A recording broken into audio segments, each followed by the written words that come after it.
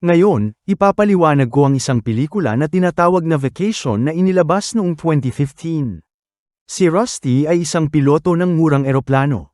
Nagsisimula ang pelikula sa eksenang nagmamaneho si Rusty, ngunit umalis siya sa upuan at hinayaang magmaneho ang kanyang kasamahan dahil tapos na ang kanyang shift.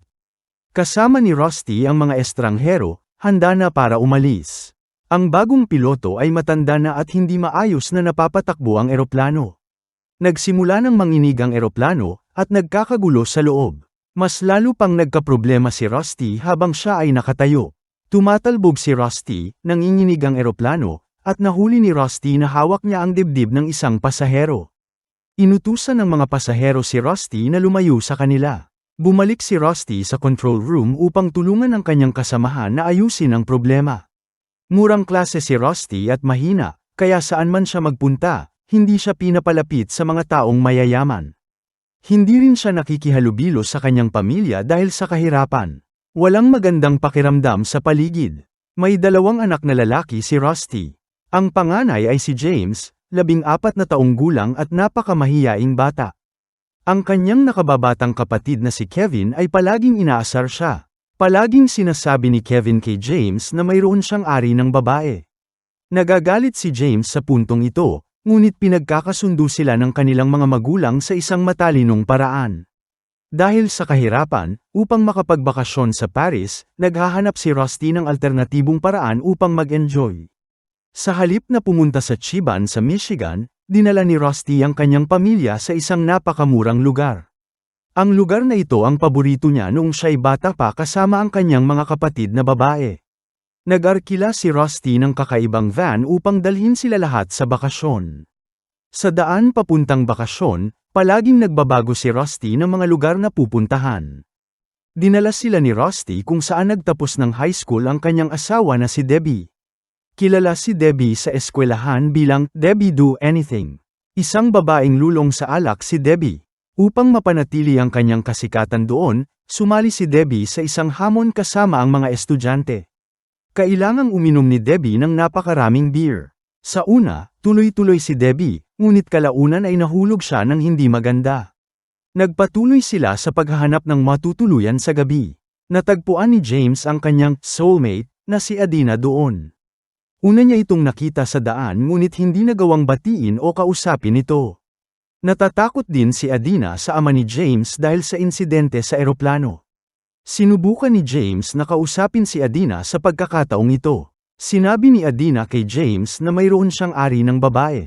Nagtanong si James kung ano ang ibig sabihin nito ni Adina. Sinagot siya ni Adina na tinutukoy niya ang kanyang gitara. Sinabi ni James na ang kanyang nakababatang kapatid na lalaki ang nagsulat nito sa kanyang gitara. Habang abala pa rin sa paglilinis ng gitara, dumating si Rusty at pinutol ang kanilang usapan. Umalis si Adina nang hindi sinasadya. Kinabukasan, nagpatuloy ang pamilya ni Rusty sa kanilang paglalakbay. Naipit sila sa trapiko. Nagdesisyon si Rusty na dumaan sa ibang daan. Natagpuan nila ang isang lihim na tubig at kagubatan. Ang paglangoy sa tubig na ito ay ipinagbabawal dahil ito'y mapanganib. Nagpasya silang lumangoy pa rin. Pagkatapos pumasok, nagsimula silang makakita ng mga bahagi ng katawan ng tao sa tubig. Agad silang tumakbo palabas ng tubig at bumalik sa kanilang van. Pagdating sa van, natuklasan nilang ninakawan sila at wala nang natira sa loob. Nakahanap si Rusty ng paraan papunta sa kanyang kapatid na si Audrey sa Texas. Si Audrey ay kasal kay Stone. Samantala, natuklasan ni Rusty at Debbie ang isang guhit ng ari sa kanilang van, kaya sinubukan nila itong linisin ngunit imposible. Dumating sina Audrey at Stone upang salubungin sila at magbigay ng mga kinakailangang gamit tulad ng damit. Sa oras na yun, nagsimula sina Audrey at Stone na maghalikan sa harap nila. Nahihiya sina Rusty at Debbie ngunit kasabay nito ay naaakit din. Natakot si Rusty na baka magka-affair sina Stone at Debbie. Sumagot si Debbie na mabuting tao si Stone ngunit walang maaaring maging relasyon sa kanila. Sa oras na yun, pumasok si Stone sa kanilang kwarto upang ipakita kung gaano kalaki ang kanyang pagkalalaki. Sa eksenang ito, si Stone ay nakasuot ng maliit na underwear upang makita ng maayos ang kanyang pagkalalaki. Kinuha ni Stone ang remote ng TV upang turuan sila kung paano ito gamitin. Nagkaroon si Debbie ng magandang tanawin ng pagkalalaki ni Stone. Sinabi ni Stone, ngayon ang remote ng TV. Okay, ipapakita ko sa inyo. Mayroon kayong, mga channel at volume on, off. Lalong na-horny si Debbie. Maya-maya, umalis si Stone sa kwarto. Sinabi ni Rusty kay Debbie na nagpunta si Stone para ipakita ang kanyang six-packs. Nanatiling tahimik si Debbie. Nagising sina Rusty at Stone sa isang karera ng 3 gulong na motor sa isang lupain na puno ng baka. Nagmamaneho si Rusty ng mabilis at bumangga sa isang baka. Natadtad ng laman at dugo si Rusty sa kanyang katawan. Nagpatuloy sa paglalakbay ang pamilya ni Rusty. Sa gabi, nakahanap sila ng murang lodge. Ang lodge ay hindi sapat para sa kanila at sa kanilang mga anak, kaya kumuha ng isang kama sina Rusty at Debbie, at ang kanilang mga anak ay pumunta sa ibang kwarto. Sa gabi, nais ni na Rusty at Debbie na magkaroon ng relasyon, kaya lumabas sila upang maghanap ng ligtas na lugar. Pagkatapos nilang umalis, sinundan sila ng kanilang panganay na anak na si James ngunit naligaw ng landas. Sa halip na mahanap ang kanyang mga magulang, muling nakatagpo ni James si Adina. Sinubukan ni na Rusty at Debbie na magtalik, ngunit may dumating na babaalang mensahe mula sa ibang mag-asawa.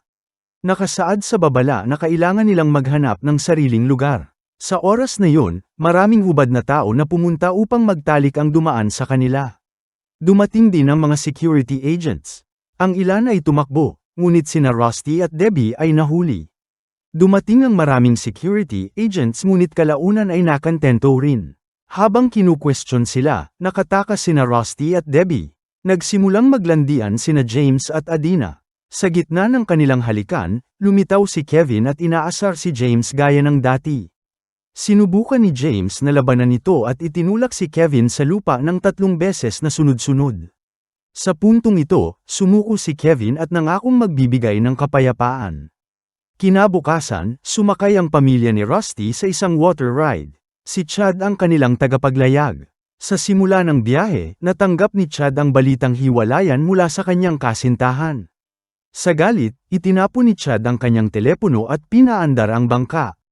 Nag-enjoy sina Rusty at Debbie sa sandali at nagsimulang maghalikan.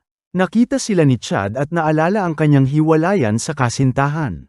Nawala ng kontrol si Chad at nakalimutan niyang magmaneho ng bangka. Sinubukan ni na Rusty at Debbie na lutasin ang insidente at iniwan si Chad upang harapin ang kanyang kapalaran. Nagpatuloy sila sa paglalakbay. Pagdating sa disyerto, naubusan ng langis ang sasakyan. Sinubukan ni Rusty na gamitin ang remote ngunit nabigo. Kaya sinunog na lang ito. Kalaunan, nakahanap sila ng sakay sa isang truck papunta sa bahay ng tatay ni Rusty at nanatili sila doon ng isang gabi. Nagkaroon ng bisyon sina Rusty at Debbie na umuwi matapos ang maraming hindi magagandang pangyayari. Pinag-usapan nila ang kanilang relasyon at nagkasundong magkaayos dahil sa payo ng tatay ni Rusty. Nagdesisyon si Rusty na pumunta sa orihinal na plano nilang bakasyon. Ginamit ni Rusty ang kotse ng kanyang tatay upang makarating doon. Pagdating nila, natuklasan nilang kailangan ng booking at pagbili ng tiket upang makapasok. Pumasok si Rusty nang sapilitan, sinasabing, "Hindi. Kita mo, binili namin ng Platinum Pass, kaya hindi na kami kailangang pumila." Nagmaneho kami ng 2,500 milya. Nagsimula ang isang away ngunit natapos ito sa tagumpay. Nagpatuloy sila sa ride. Sa kasamaang palad, nag-crash ang sistema habang sila ay nasa taas. Nakakuha sila ng tulong kalaunan. Sa wakas, nakahanap si Rusty ng tiket papuntang Paris kasama ang kanyang asawang si Debbie at nakahanap ng paraan pauwi sa kanilang mga anak upang makasama ang mga kapitbahay habang sila'y wala. Nagwakas ang kwento.